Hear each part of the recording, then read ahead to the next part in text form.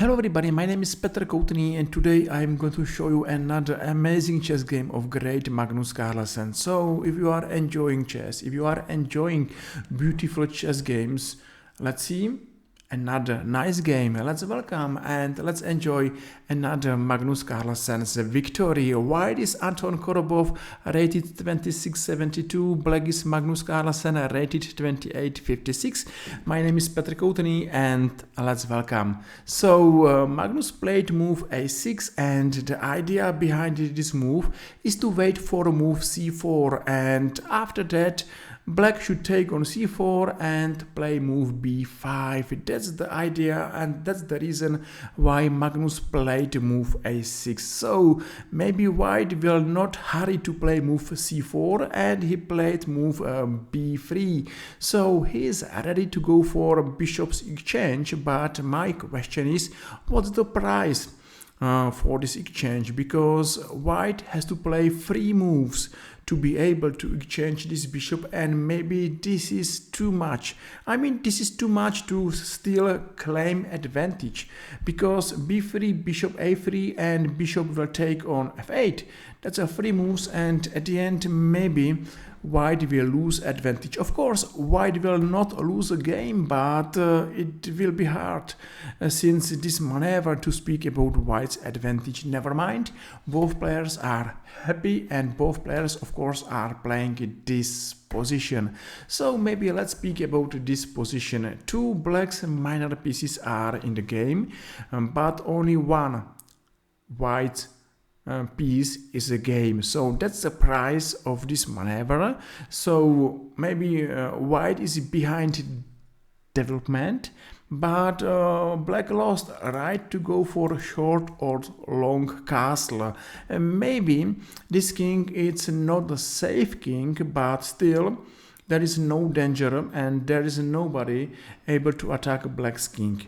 So advantage maybe for Black, that Black's got 2 pieces in a game, and maybe small disadvantage that this king it's not the best king right now. So bishop e2, knight c6 and short castle. How to bring this rook to game? You know, if you are going for a short castle, that's not only move when you are going to save your king, but at the other side you are going to give life to your rook. And how to give now life to your rook? And that's important that Magnus Carlsen is going to play move h5, maybe h3, and of course he's looking to activate his rook, and that's important because without rook you can't play chess, and of course without rook you can't play chess against anybody. So h5 happened, and the idea is to maybe use this lift open lines for his rook. So h5, c4, and now h4. I don't believe that now Magnus is attacking White's king. He is only taking space and he is looking for some weaknesses. Everything is open, and after move knight c3, knight e4, Magnus is going for another exchange. So looks like knights are going to be swapped, and there will be left only 2 minor pieces. And what's important that probably both Black's minor pieces after this exchange should be stronger than White's minor pieces. So step by step Magnus is improving his position, and of course is taking care about any threats, any danger, and he is ready to exchange every active White's piece. So rook c1 happened and rook h6, White took on d5 and knight d2, exchange and queen d6. Okay, now we see that this king is absolutely fine on f8, so even he lost a right to go for short or long castle, he is okay, and rooks now are the most important pieces here. This rook is doing amazing job on h6, and this rook is fast, and this rook should be everywhere. nearly in 1 or 2 or 3 moves. So let's speak about the pieces, because this is nice bishop, maybe stronger than this bishop. This knight is not bad, probably knight b4, and one day a2, c2 and d3. This queen is doing another nice job, maybe one day to a3, or of course h2, g6, e6, f6, and I think that black is happy how he placed his army. That's important to stop for a while after opening and to speak with yourself if you are happy with your pieces. If not, you have to improve your worst placed piece, or you have to exchange your worst placed piece. That's a very well-known golden chess advice. If you don't know what to play, find your worst placed piece and let's improve it. And of course, this is the worst, and let's improve it. And now you are able to play this chess like Magnus Carlsen. Such a simple move sometimes is the best move. So rook e8 happened, and now rook e7. I think this position is a level, and both players are playing their chess, so chances are open. But maybe a rook c5 is not the best move at all, because what is doing this rook here? Of course, it's attacking this pawn twice, and looks like, yes, that sounds like a good move, but it's a mistake, because let's see d3 square. Knight b4 is going to take care about d5 pawn, and of course it's active threat, jump, b4 and d3. So rook c5 happened like a mistake, and knight b4, that's a first strike, and Magnus is maybe overtaking activity, and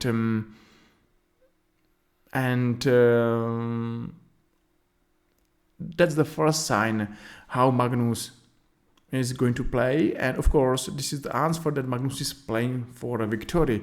Knight c4, that's interesting. Or maybe white to play queen a1, say b6, and now c5, and nothing terrible happened to white happened, but black is much more active.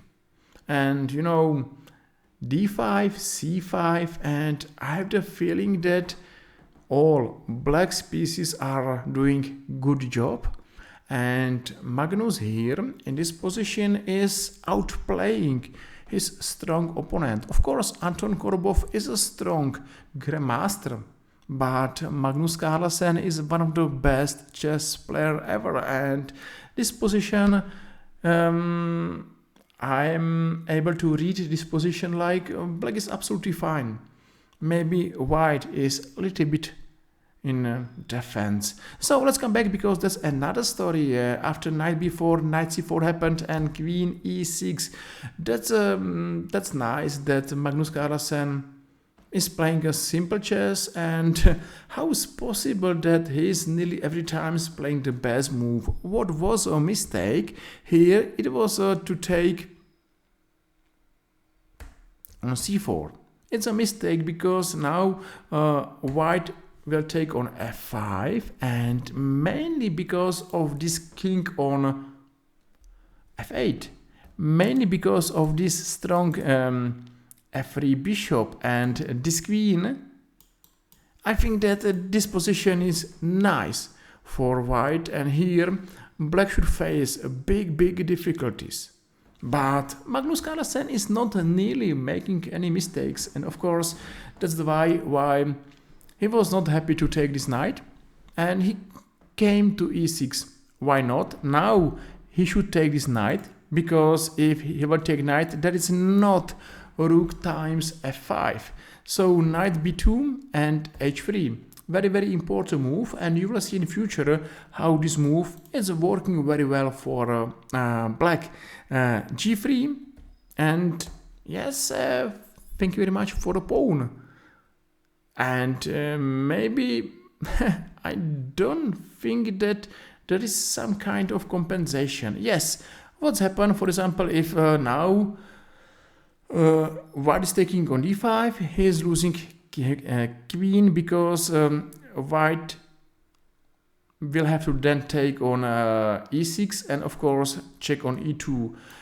To take by rook is a mistake because of course there's a attack white's queen on c1, so queen d2 happened and bishop e4.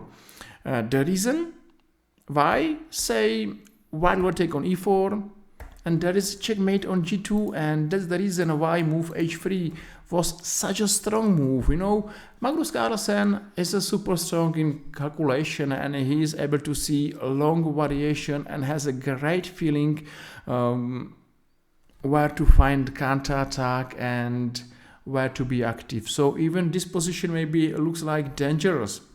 Magnus Carlsen knows that it's dangerous only for white. Say f3, check, and then this is a winning position or one position for black, if black is Magnus Carlsen. So since now white is nearly without any chance, and let's watch this game till end because we will see how maybe easily black is winning. So bishop e2 and b6 right. Now knight a4 and bishop h7. Maybe it's not super clear why black is not taking this rook, but maybe there is some kind of compensation. I don't believe that this is a big compensation for white, but still white has some chances to play, but Magnus is not happy to give any chance to his opponent, and for this reason he is not hurry. That's another great golden rule. Don't be hurry. So bishop e4 and bishop h7. Okay, what's happened if now white is taking a knight on a2, queen e4. Another reason why move h3 was super strong. f3 check, and yes, now this position is absolutely lost for white, and that's the reason why we are going to watch last few moves of this game. Even black played bishop h7, so we know why this is not the best move, but of course it's nice move. Unfortunately it's not working for white. Rook e1 and queen e4. Still, that's a funny that this knight is nearly for free and everybody likes to take this knight, but this is very bad idea to take this knight. Of course, remember that here is the rook. So f3, check, take.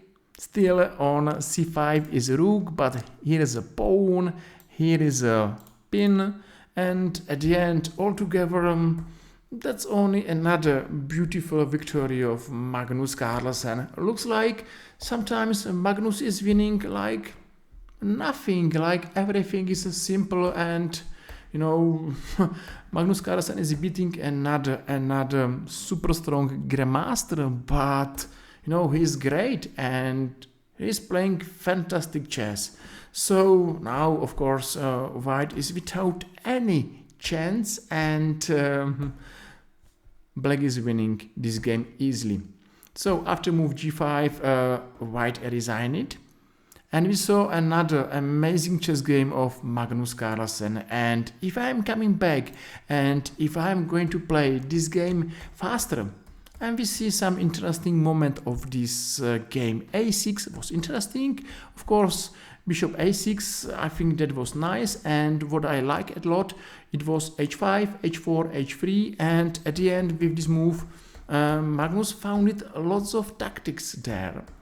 And maybe the biggest mistake here, it was rook c5, because all complication was bad for white, knight b4, and now, of course, h3 was the winning move, because in lots of variation we saw threats queen e4 and queen g2 checkmate. So even here Magnus took this pawn, and it was a brave decision if you are not Magnus Carlsen to take this pawn, because looks like this pawn, it's too expensive and maybe this knight will be lost, but no way, Magnus Carlsen is not losing piece, and he is winning because of too many threats over weak light squares around white's king. That's a funny that this king on f8 is a safe. Nobody's going to hurt him, but white's king is not in such a safe king as we could believe it. So, okay, b6 and too many moves here happened. At the end, Magnus Carlsen is winning, and after move f3, one pin, second pin, and of course winning endgame. So thank you very much for watching this video. I hope you enjoyed and you saw another beautiful, amazing victory of Magnus Carlsen. And if yes, feel free and press like or press follow and made my day. Of course, thank you very much for watching, and I hope that I will see you soon in our another YouTube chess video. Let's come back and let's see beautiful chess games in the future. Thank you very much. See you soon. Take care, bye-bye, because that's a final position where Anton Korobov resigned. Thank you, see you soon, take care.